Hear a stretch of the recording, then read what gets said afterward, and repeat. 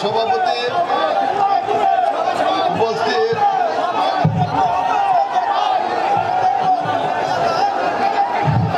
আমাদের প্রিয় নেতা বাংলাদেশ জাতীয়তাবাদী দলের স্থায়ী কমিটির অন্যতম সদস্য আমাদের অভিভাবক জনাব নজরুল ইসলাম খান মঞ্চে উপস্থিত রয়েছেন কেন্দ্রীয় কমিটির নেতা উবাইদুল হক নাসির, সাইদ সোহরাব, জনাব অ্যাডভোকেট মোহাম্মদ আলী সাহেব উপস্থিত রয়েছেন কেন্দ্রীয় কমিটির প্রচার সম্পাদক আপনাদের অত্যন্ত প্রিয় নেতা সুলতান সালাউদ্দিন টুকু উপস্থিত রয়েছেন টাঙ্গাইল জেলা বিএনপির বিপ্লবী সাধারণ সম্পাদক অ্যাডভোকেট ফরহাদ ইকবাল উপস্থিত রয়েছেন টাঙ্গাইল জেলা বিএনপির সংগ্রামী এবং বিপ্লবী সভাপতি শাহিন সহ অন্যান্য নেতৃবৃন্দ, অঙ্গ সংগঠন নেতৃবৃন্দ, গোপালপুর, ভুয়াপুর, মধুপুর, ধনবাড়ি এবং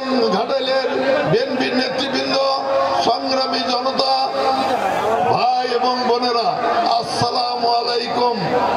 প্রিয় বন্ধুরা, আমি একটা অনুরোধ করব, সামনে যারা আছে একটু দয়া করে বসেন, সময় নাই, বক্তৃতা বেশিক্ষণ দেব না। বক্তৃতা দিবেন আমাদের প্রিয় নেতা নজরুল ইসলাম সাহেব। উনি অনেক কষ্ট করে, অনেক অসুস্থ, অনেক কষ্ট করে আমাদের মাঝে এসেছেন। কাজে উনি আপনাদের সামনে বক্তৃতা দিবেন। আমি বক্তব্য দেব না, আমি খুব সংক্ষেপে দুই একটা কথা বলে আমি আমার বক্তব্য শেষ করব। আপনারা দয়া করে বসেন, দয়া করে বসেন, এইদিকে দাঁড়াচ্ছেন, দয়া করে বসেন, দয়া করে বসেন। নজরুল ভাইয়ের বক্তব্য শেষ হলে আপনারা উঠবেন, দয়া করে বসেন, দয়া করে বসেন। প্রিয় বন্ধুগণ আমার, দীর্ঘ 17 বছর পরে আপনাদের মাঝে উপস্থিত হয়েছি। আমি আমার জীবনের কোনোদিনই কল্পনা করি নাই সতী ভীমের মাঠে কোনোদিন বক্তব্য দিতে পারবো, কোনোদিন কল্পনা করি নাই আবার এই আলোর মুখ দেখতে পারবো, গোপালপুর, ভুয়াপুর এবং টাঙ্গাইল এবং সারা বাংলাদেশের মানুষের সামনে দাঁড়িয়ে আবার কথা বলতে পারবো, এই কথা কোনোদিন কল্পনা করি নাই। প্রিয় বন্ধুরা আমার, প্রতিদিন মৃত্যুর কথা চিন্তা করেছি। আমার বাসের থেকেই নিজামী সাহেবকে নিয়ে গিয়ে ফাঁসি দেওয়া হয়েছে, মোজাহিদ সাহেবকে নিয়ে যাওয়া ফাঁসি দেওয়া হয়েছে। আমার বাসের থেকে দেলোয়ার হোসেন সাইদি সাহেবকে চিকিৎসার নামে হত্যা করা হয়েছে।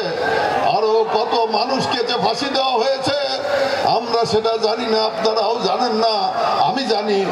আমার যে কি মনের মধ্যে কি অবস্থা সৃষ্টি হয়েছে সেটা আপনারা বুঝতে পারবেন না, আমি বুঝতে পারি। আপনারা যদি কোনো ঘরে আবদ্ধ থাকেন, আপনার মাথায় যদি মৃত্যুদণ্ড থাকে, আপনার পাশ থেকে যদি কাউকে নিয়ে যায় রাতে ফাঁসি দেওয়ার জন্য, তখন আপনার কিভাবে অনুভব করবেন এটা আপনারা উপলব্ধি করেন। প্রিয় বন্ধুরা আমার, কাজে আমি কোনোদিন মনে করি নাই যে এখানে আবার আপনাদের মাঝে আসতে পারবো। আসতে পারেছি কেন?